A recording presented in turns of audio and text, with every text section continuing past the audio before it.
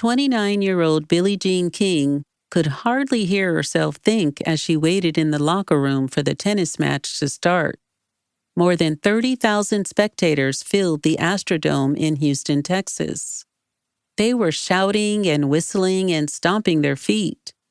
Every other tennis match that Billie Jean had played required that the audience be quiet and respectful. But this match on September 20th, 1973, was different. It wasn't a match in an official tennis tournament. Billie Jean wasn't trying to win a trophy. It was a tennis match called the Battle of the Sexes. 90 million people around the world were watching it on TV. And Billie Jean was playing to prove to her opponent, 55-year-old Bobby Riggs, and the entire world that women were just as good at tennis as men. At most tournaments, Billie Jean just walked from the locker room out onto the tennis court.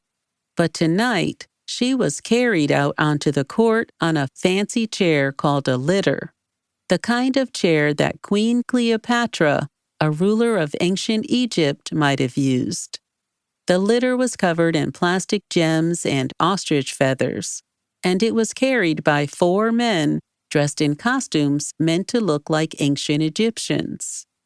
As Billie Jean made her way to the tennis court, cameras flashed, a band played, and a famous sports announcer named Howard Cosell introduced her to the crowd. But at this point in her career, Billie Jean King didn't really need an introduction.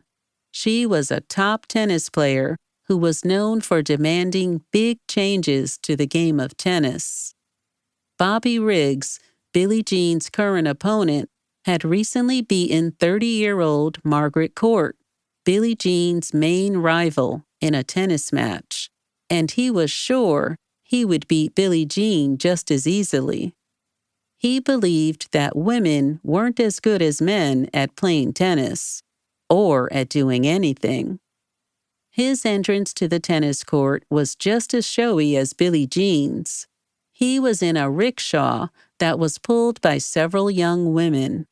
A rickshaw is a chair on 2 large wheels that is pulled by a person or animal. Billie Jean had been practicing for this match for months. A lot was on the line. If she lost, people would agree with Bobby Riggs that women were not as good as men. If she won, the world might start to believe that women deserve to be respected and have the same rights as men. Even though there was a lot riding on the match, Billie Jean felt calm and confident. She stepped down from the litter onto the tennis court.